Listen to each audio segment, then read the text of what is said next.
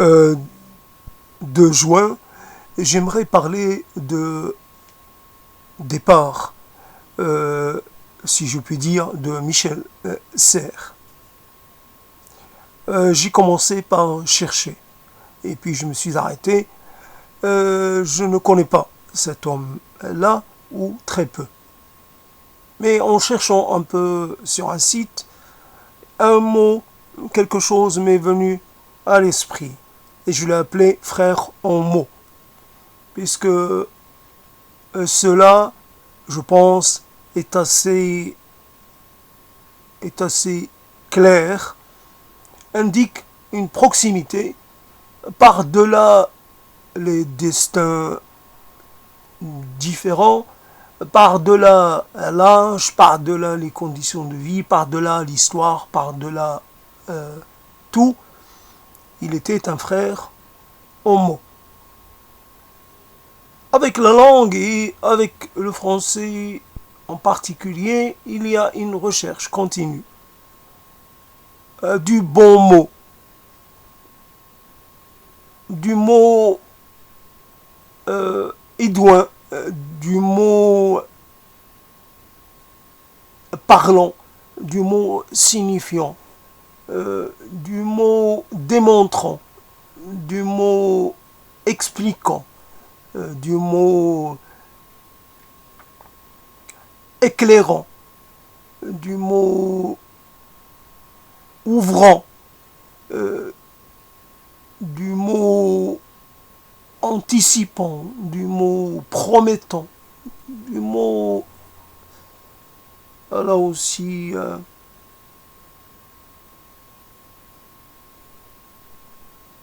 les mots qu'ils soient écrits ou simplement dits sont un peu l'élément dans lequel baigne un certain nombre de gens. Toute notre vie, nous la passons à passer, à nous déplacer d'un mot à un autre. Il y a toujours un mot plus indiquant, mieux abouti, mieux amené que le précédent. Nous cherchons toujours à améliorer notre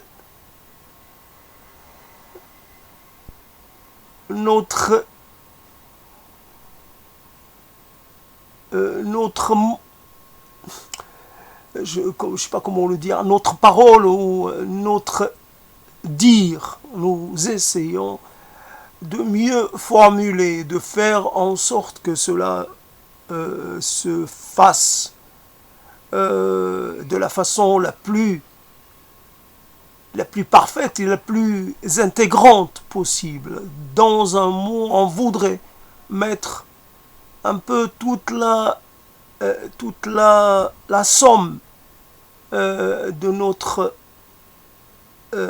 rapport au monde, à la quintessence, l'essence des choses.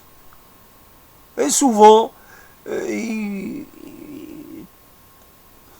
c'est tant mieux peut-être, souvent nous échouons dans cette entreprise-là. Parce que, quoi qu'on puisse être au niveau de la plasticité mentale, nous échouons. Parce que il y a toujours quelque chose qui nous échappe. Une association de mots à laquelle on n'a jamais pensé, un ordonnancement des mots,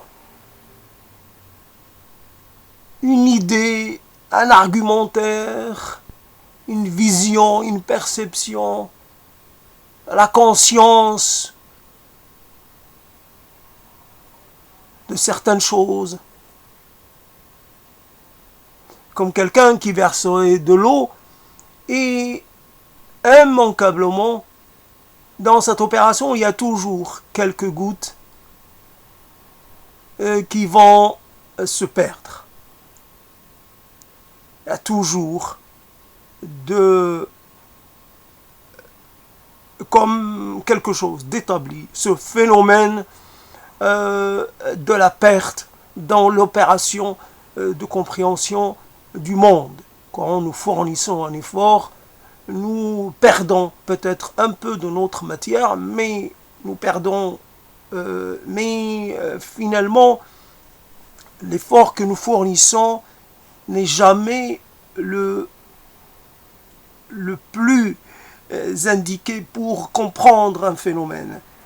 Dans cette opération de vouloir résider à l'extérieur de soi-même pour pouvoir être un observateur de soi et de se contempler, de s'étudier, il y a là une posture un peu impossible, une posture un peu menteuse. Nous mentons à nous-mêmes. Tout ce que nous disons, tout ce que nous exprimons part de notre être biologique et l'être aussi qui conserve un certain nombre d'éléments. Ces éléments sont là pour lui permettre de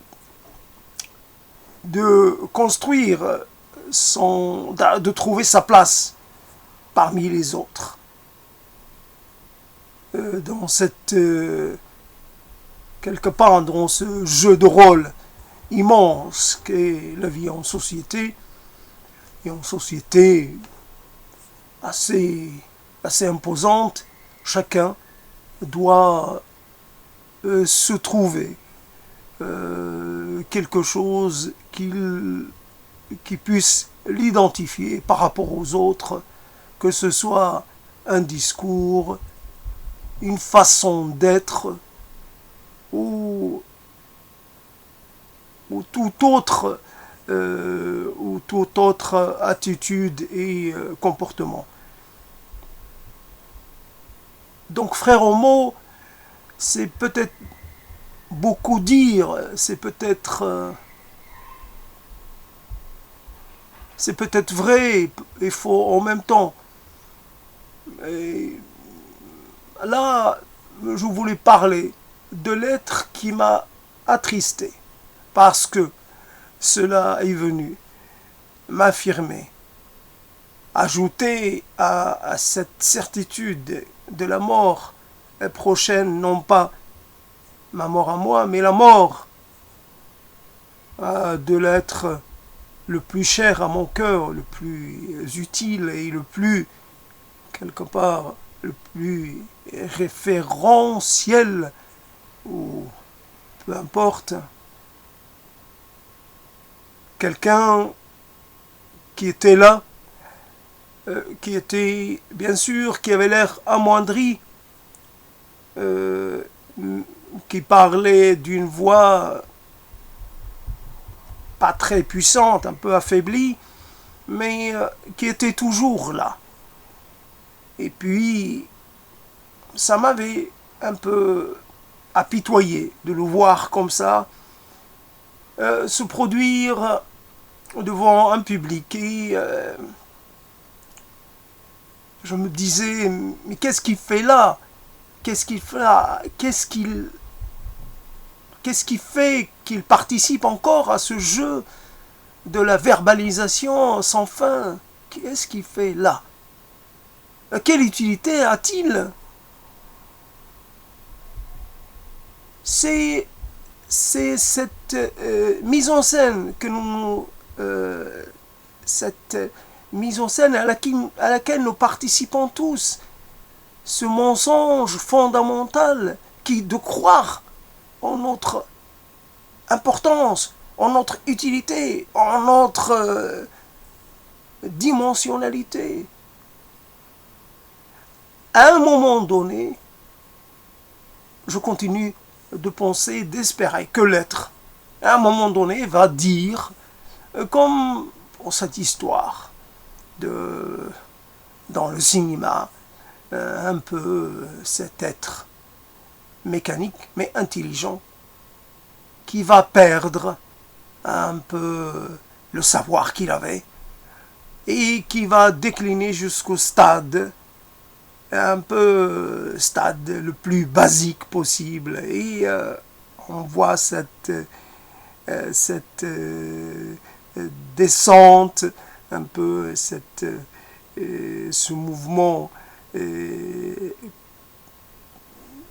Et finalement, je dirais, oui, on commence d'abord notre vie sans les mots, mais rapidement, nous faisons acquisition des mots. D'ailleurs, c'est assez remarquable la vitesse avec laquelle nous nous saisissons de la langue, de notre environnement et de tout ce qui l'entoure pour l'utiliser et l'utiliser de façon efficace et de façon, comment dire, de façon assez étonnante d'ailleurs. Donc le processus d'apprentissage est rapide et il faudrait entamer, à la fin de nos vies, il faudrait entamer un processus de désapprentissage. Comme finalement nous allons sortir du monde, nous allons être poussés dehors. Donc quelque part, il faut organiser son départ. Comme on pourrait organiser ses funérailles, on organise sa sortie du monde. Alors, évidemment, on se défait de tout. Un jour, j'ai cru dans la validité de certaines choses. Maintenant, je dois avoir un doute raisonnable et même un doute déraisonnable. Je dois me défaire, faire consciemment l'effort de me désappartenir, de me délester de tout ce que j'ai pu accumuler. Alors les mots dont j'ai été le porteur, vous pouvez les oublier. Vous en faites ce que vous voulez, mais vous pouvez ne plus... je ne veux plus emporter la paternité. Ça a été dit à un moment, cela a correspondu à un moment, et maintenant, actuellement, en cet instant, je pense à l'ultime. Quand j'ai commencé ce propos, j'avais parlé de la disparition, mais j'ai effacé ce premier propos. Et donc la disparition, le départ. Bien sûr, le départ, c'est autre chose. Quelqu'un qui est parti, quelque part, ça veut dire qu'il peut revenir. Mais quelqu'un qui est mort, il ne peut pas revenir. Et ce matin, et donc, pour ce qui est de la disparition, il n'y a pas de disparition. Il y a la survenue de quelque chose d'autre. Un être qui était actif, qui était interagissant d'une certaine façon, va le devenir d'une autre façon. Cet être ne cessera pas d'interagir avec son environnement. Il sera toujours vivant d'une manière autre. Bien sûr, ces composants ne vont pas disparaître. Son corps va subir des modifications et va donner la vie d'une façon ou d'une autre, va participer. Ne serait-ce que, je ne sais pas, aujourd'hui, dans cette façon que nous avons soit de brûler les corps, soit de les maintenir un peu dans des sarcophages un peu étanches, il y a comme une rupture avec l'environnement, avec la terre. Alors les fluides, etc., restent un peu prisonniers. Ils ne peuvent pas pénétrer la terre et la nourrir, et par là même faire germer et faire pousser d'autres vies. Il y a comme une sorte de rupture. Il faudrait un peu casser ces sarcophages et mettre les gens directement en contact avec le sol pour qu'ils s'enracinent, pour qu'ils se dissolvent d'une manière, comment dire, j'allais dire, de la meilleure manière qui puisse être, manière dynamique, manière participative, que d'une façon, il continue d'exister, d'une façon ou d'une autre qu'ils ne disparaissent pas, justement. Il n'y a pas de disparition à proprement parler. Il y a quelque chose que nous ne savons pas souvent décrire, qui se passe.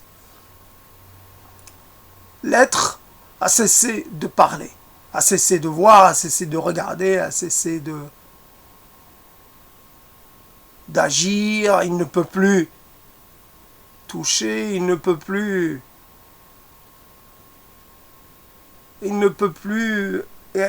à rien faire. Ce qui était lui durant des temps longs a cessé d'être. Il est là, mais il est dans une attitude un peu de retraite, un peu définitive. Il s'est retiré en lui-même. Et là, il va faire un voyage qu'on ne fait que seul. Il ne sera pas accompagné dans ce voyage. Il ira affronter son destin d'après-vie, d'après la première vie. Il va connaître une deuxième vie, peut-être une troisième, peu importe. En tout cas, j'ai écouté un bout d'une messe ce matin et j'ai entendu, il s'est endormi dans la mort. Il s'est endormi dans la mort. C'est un passage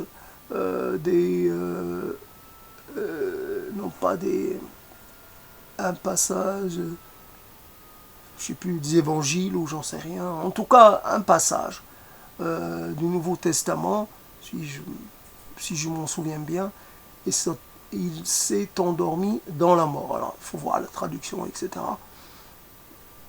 Oui, c'est un sommeil, un drôle de sommeil d'ailleurs. C'est vraiment un sommeil qui ne ressemble pas à l'autre, ou qui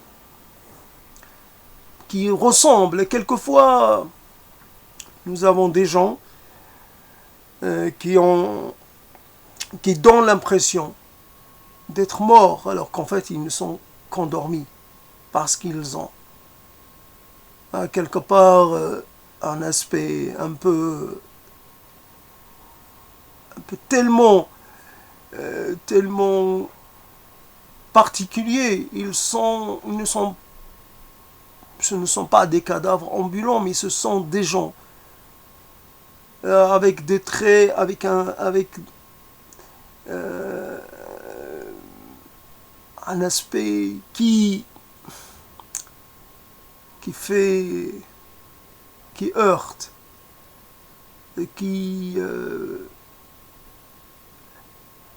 je dirais pas qui déstabilise, mais qui met... on s'habitue finalement même à cette vision-là, on s'habitue aux gens qu'on voit sur le départ, on s'habitue à les voir basculer lentement dans une sorte, ou glisser lentement en une sorte comme si l'image s'effaçait. Petit à petit, l'être, petit à petit, s'enfonce, disparaît il reste entier, mais il disparaît par quelque chose, je dirais pas. Il y a quelque chose en lui qui se réduit, qui se constate de moins en moins. On sent qu'il a un pied ailleurs. Il est avec moi, mais il n'est plus tout à fait avec moi. Et bien entendu, j'essaie de ne pas être totalement dans le convenu, et c'est pour ça que j'ai sauté sur la proposition du frère de la fraternité en mots. Mais j'aurais pu parler, évidemment j'avais pensé hier à parler de lui, hier dans la nuit, à parler de lui en disant oui, je ne le connais pas et je m'en fiche de ne pas le connaître, et c'est quelqu'un qui a traîné un peu sa dégaine un peu partout, qui s'est nourri de son propre discours, de son élocution, qui s'est écouté parler. Évidemment, le magistère de la parole, de ceux qui, d'une façon ou d'une autre, sont intronisés monarques de la parole, qui ont la légitimité pour s'adresser aux autres, un peu sur... comme si les autres ont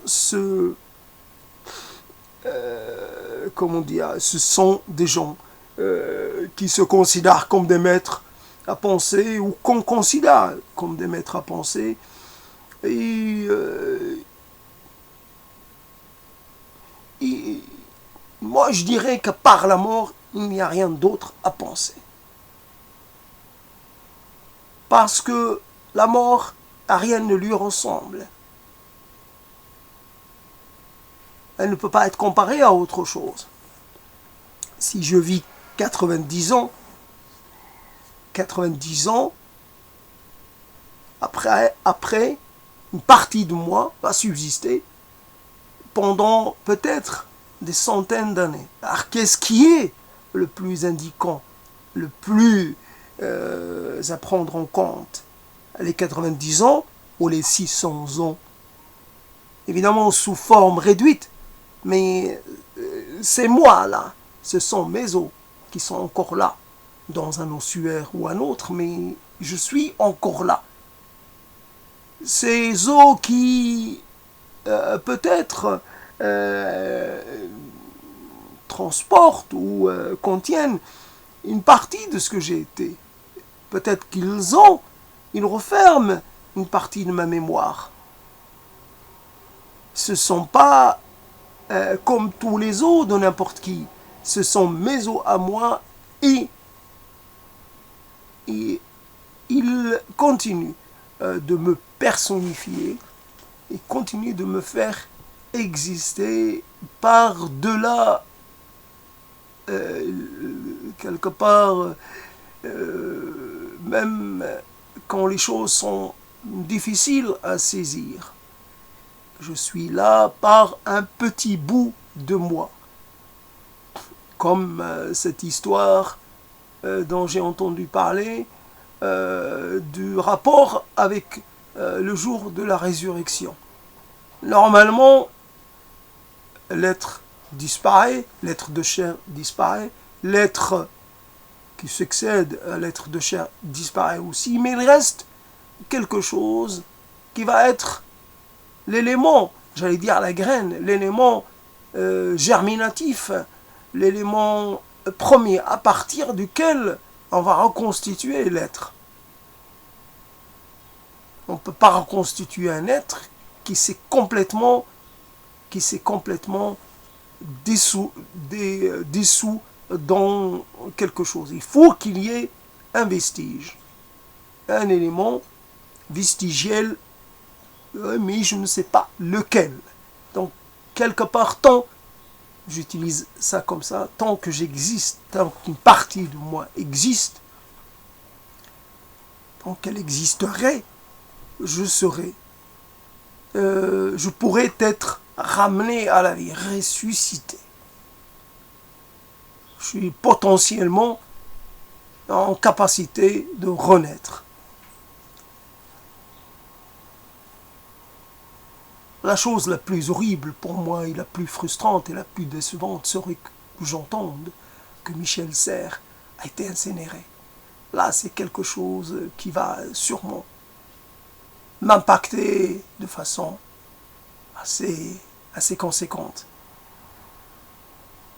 Cet être qui a bénéficié d'un nom facile à retenir, d'un prénom facile à retenir,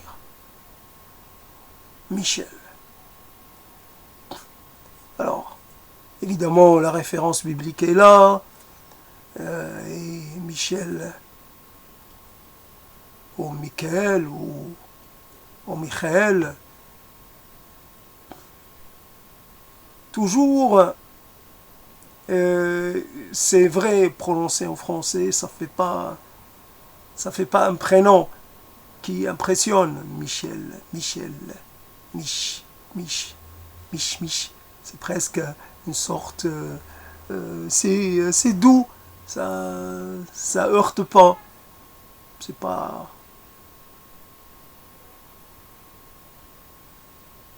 Donc ça fait. Et il y a toujours, j'ai oublié ce que ça voulait dire, le mot Michael et elle, évidemment c'est Dieu, après c'est le proche de Dieu ou je ne sais plus, en tout cas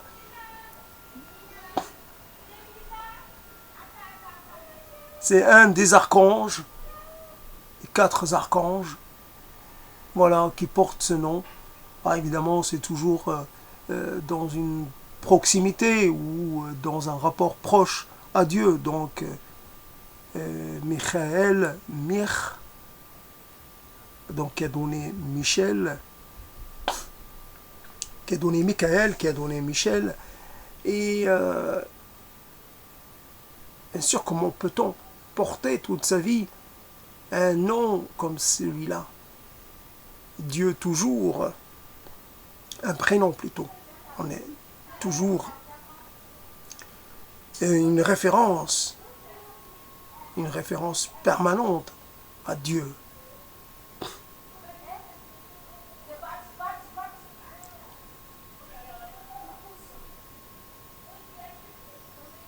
Et Dieu et nous, Dieu et Michel Serres.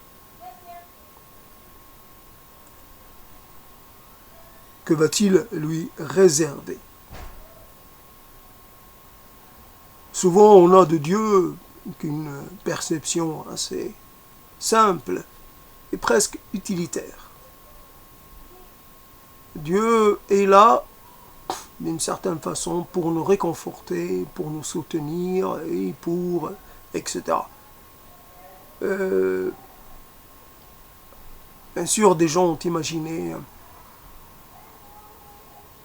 On dit que la personne va rejoindre Dieu, mais en attendant, ce n'est pas vrai. On sait que ce n'est pas vrai. Il y a une période à passer, un peu dans un entre-deux, dans un sommeil particulier. Il faut attendre le jour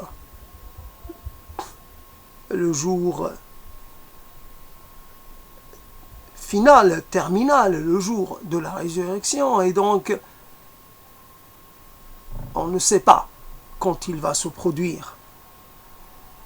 Dans 1000 ans, dans 10 000 ans, dans 10 millions d'années, on ne sait pas. Donc il faut rester en attente, en dormance, jusqu'à ce que Dieu décide qu'il est temps que s'annonce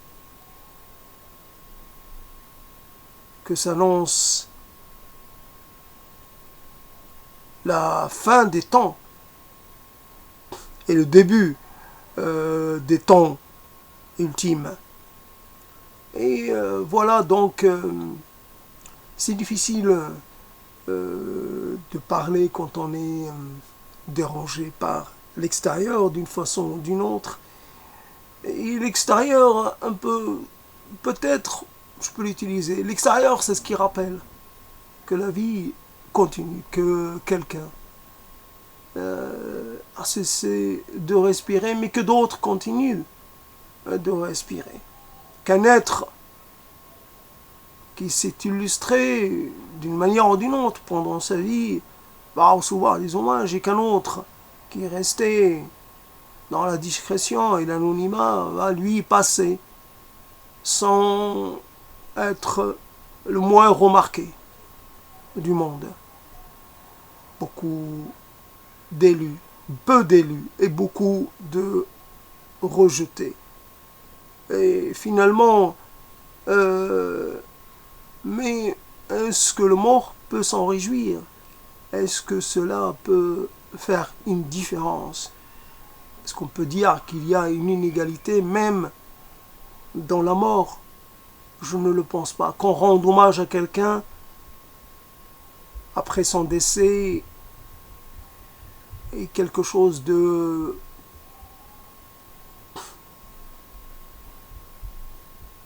dont on ne sait pas. Je suis vraiment embêté parce que là, il y a des enfants en bas âge et a priori, ces enfants ont le droit ont le droit d'être comme ils sont. C'est normal à leur âge euh, d'être bruyant, d'être. Mais moi, j'en souffre.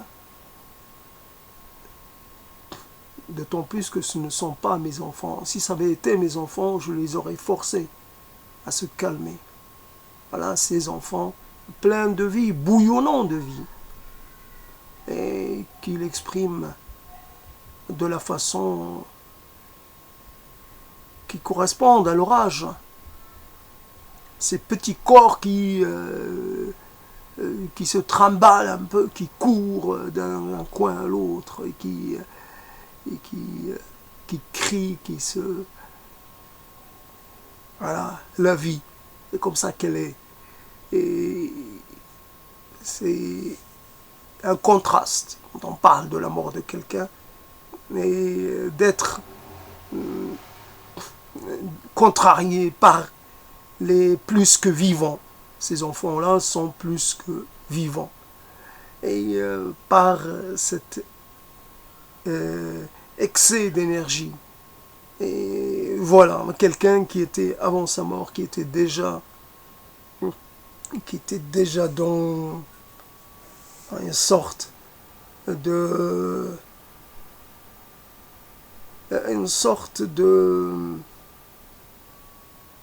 je ne sais pas s'il avait été fatigué de la vie, s'il avait cessé de vouloir vivre, s'il avait... Je n'en sais rien. Et puis, évidemment, je suis empêché de parler de choses plus personnelles. Alors, je tourne autour du pot. D'ailleurs, je vais arrêter, puisque je n'arrive pas à m'installer dans ce propos et je m'en fiche un peu. Il me reste un peu en tête ce pull bleu, est-ce du cachemire, ce pull léger que portait le défunt. Lors de la dernière fois où je l'ai vu, il portait il portait pas de cravate, pas de costume, il avait ça. Donc quelque part, une manière de se distinguer par rapport aux autres. Mais qu'est-ce qu'il était venu faire?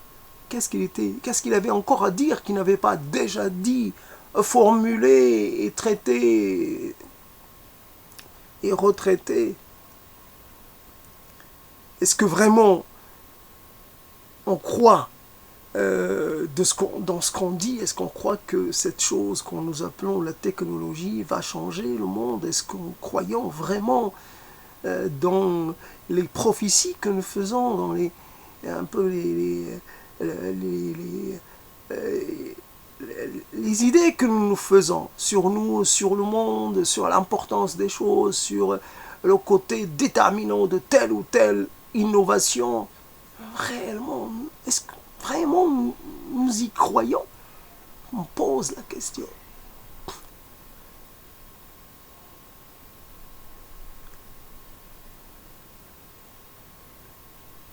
Oui, voilà, c'était, je pense, qu'il faut faire quelque chose qui signifie, puisque le monde, tel que nous le comprenons, tel que nous essayons de le comprendre. Hier, il y avait cette idée, ce débat autour de l'expansion ou de la rétraction de l'univers. On se disait, tiens, l'univers, peut-être. Puis on a dit, il est plutôt en expansion. Puis on a trouvé que l'expansion était plus rapide. Et puis il y avait cette chose que moi j'avais un peu approchée, qui était l'entropie. Alors quelque part, quand j'ai parlé de l'eau qu'on transvase, dont on perd une partie, c'est peut-être un phénomène rapport avec l'entropie et peut-être dans la mécanique un peu de la vie, il y a toujours un moment, quelque chose qui va ne plus bien fonctionner. Alors évidemment, si on dit que l'univers, il croît, il continue de croître, est-ce que, on va dire, à partir de la même matière, une matière qu'on fait un peu, en étant démesurément, est-ce qu'elle ne perd pas un peu en consistance? Parce que c'est un peu la même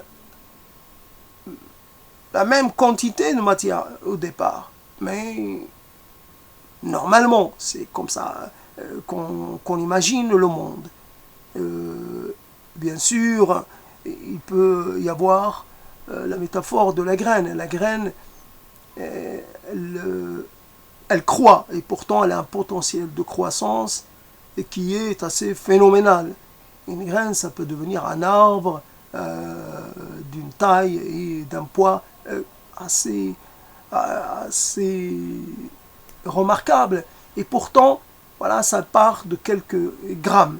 Donc on peut dire que peut-être le départ de l'univers et peut-être la graine était d'une dimension assez modeste, et finalement, en trouvant les conditions favorables à son épanouissement et à sa croissance, elle devient.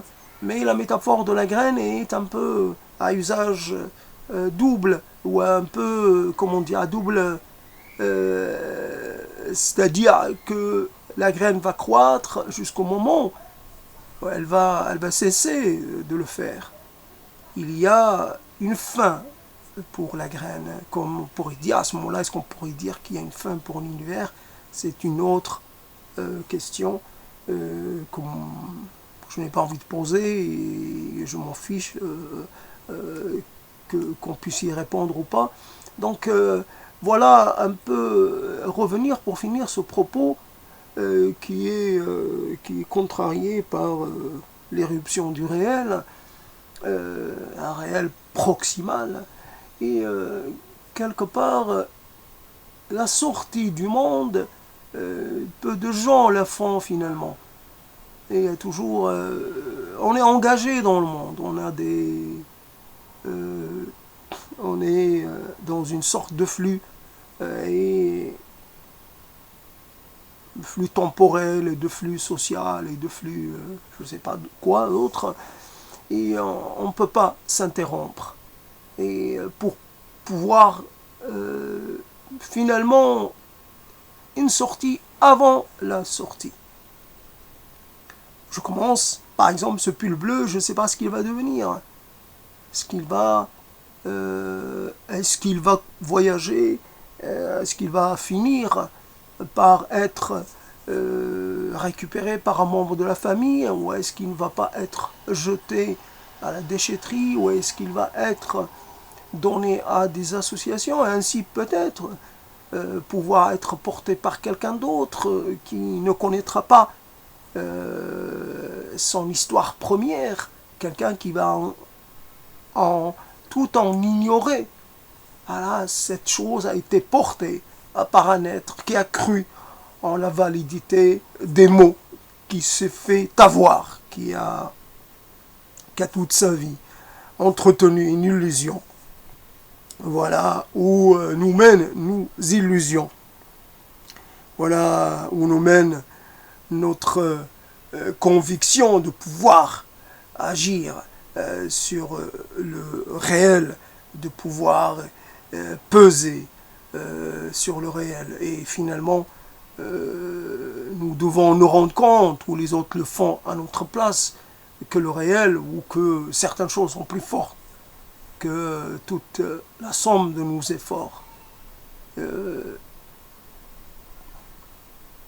Il y a quelque chose à laquelle il faudrait essayer d'apporter ne serait-ce que le début d'une réponse. Est-ce que quelque chose est-ce qu'il y a autre chose? Est-ce qu'il y a une justification ultime à tout ce que nous faisons, à tout ce que nous entreprenons? Est-ce qu'il y a une raison qui puisse, à part le fait de nous permettre de continuer d'exister de façon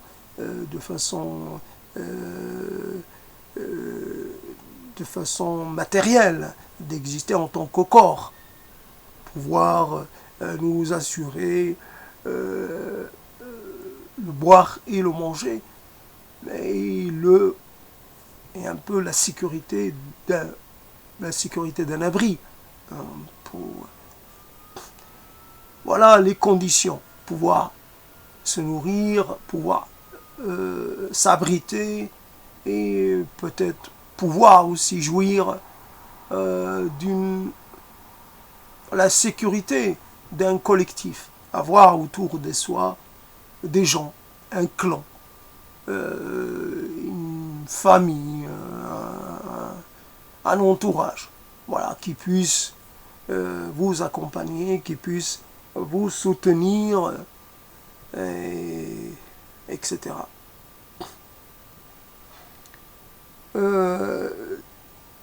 Souvent, pour parler, il faut être quelque part, il faut soit être dans des conditions mentales un peu particulières. Quand on a mangé, si on mange, on a le ventre un peu pris par l'opération de la digestion. Donc il y a une partie de l'effort qui va être consacrée à ça. Et donc il ne va pas pouvoir être consacré à la parole. Et puis, il ne faut pas qu'il y ait trop d'interférences de l'extérieur. Et puis, les choses, même quand ces conditions-là sont réunies, les choses peuvent quand même ne pas évoluer comme on pourrait les désirer. Là, nous pouvons avoir des contrariétés dans la progression d'un propos. Nous pouvons nous trouver soit dans l'impossibilité de faire quelque chose, d'innover, pour revenir sur ce mot-là, ou d'originaliser, d'avoir quelque chose, un propos qui puisse être considéré comme un propos valable par son caractère et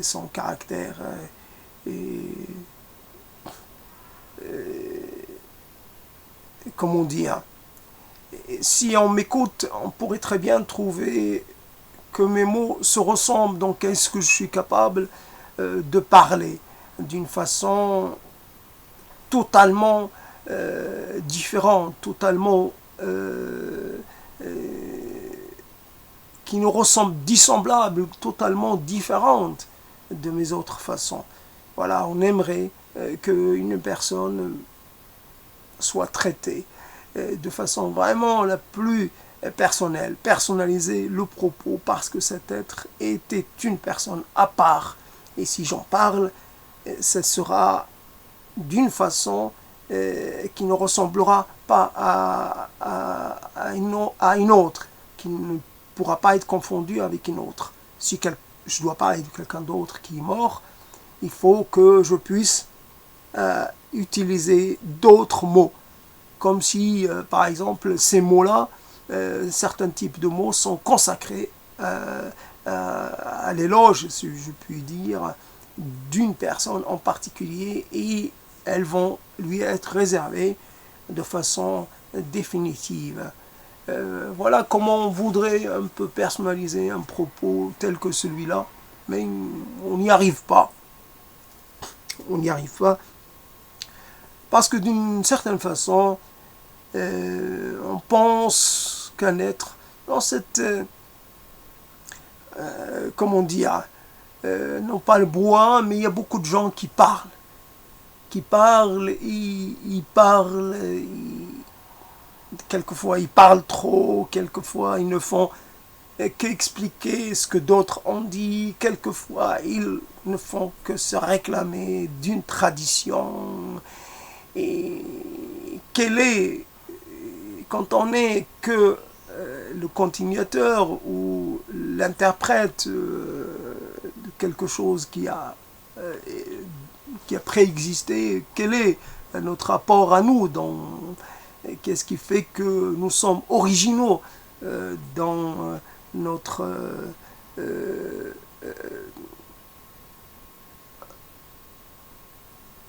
comment dire,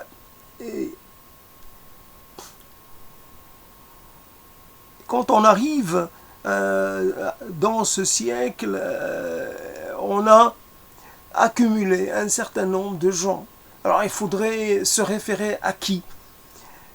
Il y a des gens qui sont morts depuis longtemps, des gens qui sont morts il n'y a pas longtemps, des gens qui sont encore vivants. Il faudrait tous les étudier et il faudrait tous pouvoir les connaître de près. Il faudrait, ou alors prendre un peu à chacun pour essayer de se constituer quelque chose de propre à soi. Mais cette chose-là est tellement complexe, est tellement longue, est tellement, je veux dire, elle demande un temps que je n'ai pas, que beaucoup de gens n'ont pas. Donc, en rapport avec l'élément temporel, avec sa loi, lui, je dois un peu laisser un peu de côté tout ce qui existe un peu en dehors de moi pour essayer de faire avec ce que j'ai déjà accumulé, essayer de construire, je dirais pas bricoler, de mettre en place quelque chose, que j'y arrive, que je n'y arrive pas, cela est équivalent, ça n'a pas d'importance. L'essentiel, c'est la volonté de le faire et le temps que je pourrais y consacrer. Après, il y a des choses, des questions qui restent posées, auxquelles je n'ai pas de réponse pour l'instant, et autour du sens, ou autour du dépassement peut-être du sens. Il faudrait dépasser la recherche et aller au-delà de la recherche du sens, ou oublier la recherche du sens. Ça n'a pas d'importance. Il faudrait s'en convaincre que tout ce qu'on peut entreprendre n'a pas de sens, n'a pas d'importance. Nous avancerons nullement, puisqu'il y a un horizon qu'on ne pourra jamais dépasser, c'est celui de la fin. Et la fin, c'est quelque chose qu'on ne peut pas, que rien ne peut, d'une certaine façon. Et je sais pas, parce que j'ai plus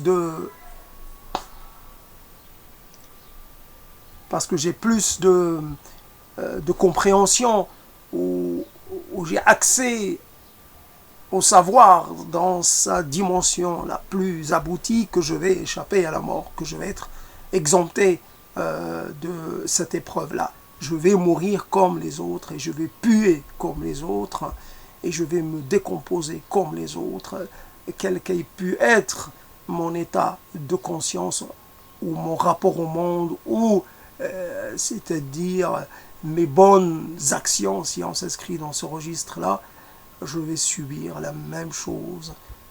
Et voilà, la mort, elle est indifférente au statut de la personne. Voilà, je termine, parce que c'est impossible de continuer dans ces conditions. Mais bon, ce sont les